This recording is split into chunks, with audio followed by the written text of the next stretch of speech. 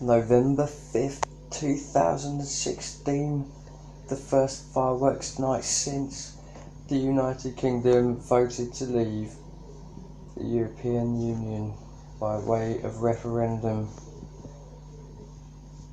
Something like 51, 53%, 47, 49, something like that.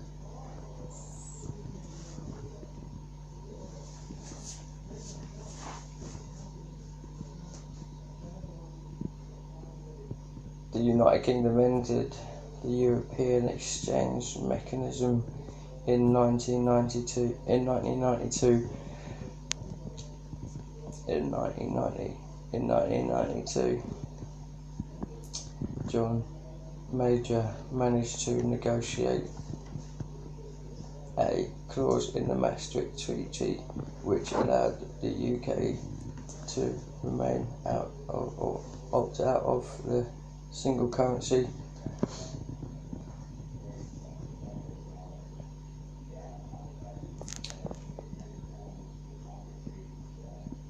Shortly followed by Black Wednesday, whereby the Labour government capitalised upon various internal issues with the Conservative Party, which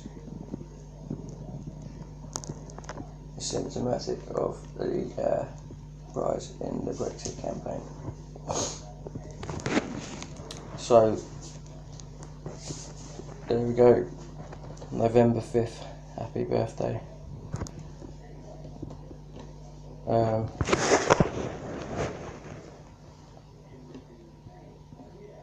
Well done to the United Kingdom, of course.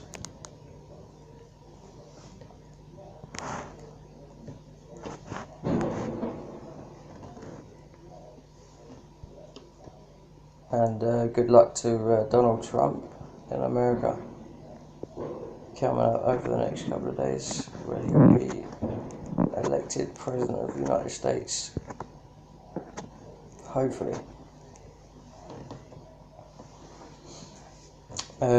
So we're looking at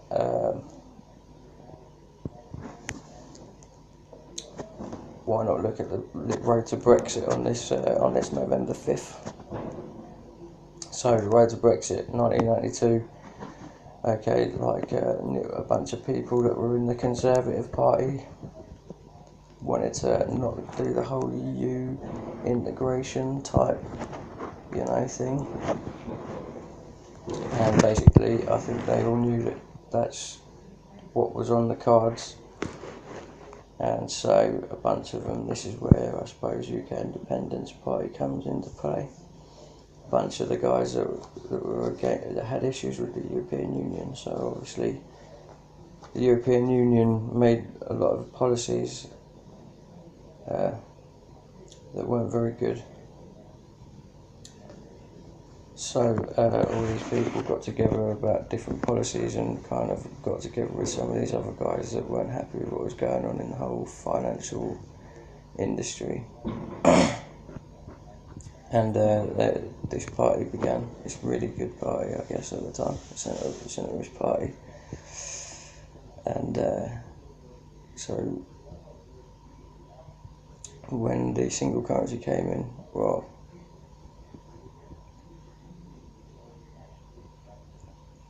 so yeah, when the single currency came in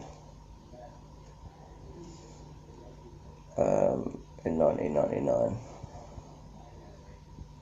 single currency come in for 1999, UK had managed to skip out of that. Labour government had been elected, taken on, what had they done by then? They'd just been pro-EU, they were doing the 5 steps post-Black Wednesday to get the UK's currency back up to scratch before the single currency began in 1999. So they missed the whole beginning thing, which is very useful. A lot of work was done to ensure that happened from people involved with the UK Independence Party, as well as other parties, of course. But then one of the things that so this is all part of a sort of a bit of an agenda coming on here with the European Union, like a social policy agenda coming on there, post World War II thing going on. So basically what's cracking on there is basically what happens is, yeah, well basically that single currency thing, basically because England didn't join that, I guess, well, whatever, yeah. So like when the single currency came in 1999, January the 1st, obviously a lot of other countries, specifically Israel, had assets in the currencies of Holland and other countries, which were in guilders and various other currencies that the UK used to deal in through banks in like specifically technology banks that were involved in securing their extraction of those assets. And because for whatever reason they were allowed to extract those assets, even though by design they had been set up to lose a lot of money. That's Israel. Obviously everyone knows this, because Israel was supposed to lose a lot of money when the single currency switched over, because all their assets would have been in old currencies, and so some reason their trading windows were left open somehow for Israel, you know this obviously, Israel to trade those currencies back out in time, so that it wouldn't lose all their European assets. It would have been quite a lot of their assets really. So basically that was something that was interesting. It wasn't perhaps supposed to have been part of the plan that was on the main card, same as UK was supposed to join the currency, but then anyway, so yeah, there's a lot of cool stuff that's happened there. So, well, not cool stuff, but it's a bit scary, isn't it? Like when you think your banks are trying to set countries up like these on this scale, you know, and they're trying to set countries up to bankrupt them, and that's a bit scary. You're a financial company, financial services company, so you're not playing games here. We're playing, like, we've been having a long road to Brexit, I guess. We've known there's some big crime moving around in our city of London, and all our financial services are based on something, and we've got lions on our shirt for a reason, etc. Yeah, so this is the UK, and we voted to leave the EU, but what are we leaving and what are we getting out of? We know what we're leaving. These are serious criminals, and they've only just tried to start. So we'll look at what we're leaving, I guess, before we end this video, and we'll look at what we've at this point. So Israel are out there, yeah, great. You got the Labour government, then obviously this 9/11 kicks off. That's a pretty serious thing that happens 2 years after the single currency, and etc. happens there. Have a look at what happens in that time. But yeah, 9/11, then we've got the war in Afghanistan and Iraq, and then the Labour government's third term, and then obviously the rise of the protest to that, which is obviously quite a lot there. So being as this fireworks night, and this is the thing I remember, it was about this time of year, like 11 years ago, after the third term in protest, to the third term of Labour government in protest, an act of terrorism was committed against the British people by myself for their failure to remove the Labour government from office, or to continue working while under a Labour government that was guilty of war crimes in Iraq.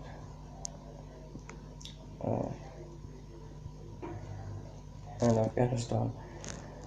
So basically, you know, so that's how, like, I was a terrorist then, and the newspaper was then, obviously, you know, this is November 5th broadcast, yeah, so, you know, I committed an act of terrorism against the British people, and the newspaper said to avoid prison, I could bring it to a climate change story, and so like they incorporated a climate change aspect to it. What my terrorism act was obviously not involved in injuring people at all. It was not at all anything like that. But yeah, so then obviously the area where this was committed, the Green Party become big. Then obviously 2014, I was a single parent by this time. The Conservative Party cut legal aid. Everything's a nightmare, and I'm trying to like look at what's going on around, seeing all this crime that's been going on with these mafias going in through the European Union. I'm starting to listen to UKIP, like my folks was all about that when I was young. I'm thinking, right, I need to, promote this, and I did, and then I got involved with the party. Got involved with the party, did some campaign literature for them. Was set up as a court ward candidate, and then I had a lot of problems with the local authorities, and became homeless for a brief period of time, which I've recently recovered from. So this is Brexit while homeless. That was my own campaigning for Brexit while homeless. Was quite interesting. So here I am, in the Cromwell, Surrey, UK, East Surrey, back to an extent able to broadcast. So here we go. Could be sort of something.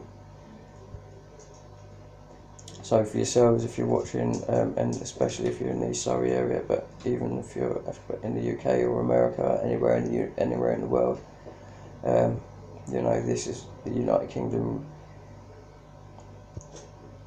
There's all sorts of criminals at work here, and ideally, rather than start too much going into our criminal histories, we can all sort of work at administrating for our various expressions, rather than trying to govern each other, and potentially sort of end the technological race that we go down the line of, and develop other sorts of technology, less silicon, less digital technology perhaps, or maybe more technology in that, but maybe some more emotional technology, and something that we can something a bit more sustainable. So I think as much talking can be done about that as possible is good. Wherever you go, talk to people about what they want, what you want, to find some common sense. Not everyone wants to live in the same street, Democracy failed in the Middle East. There's no reason why we should all have democracy everywhere. Each to their own, I say. I'm sure you understand that everyone should have their own space, and administrating for everyone's expression is definitely a way forward. That's the general direction. I think November 5th. Include yourself in the future as much as possible, and hopefully all our potentials will be realised, and whether you have everything or nothing, or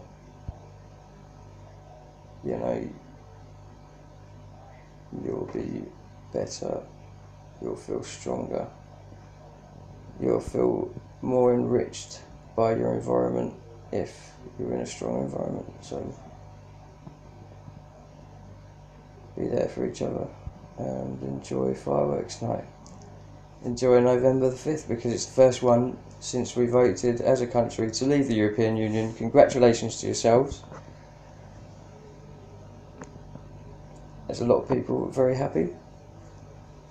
Well, I'm one of them. I hope that you enjoy your night, and good night. Well, I'm going to enjoy mine.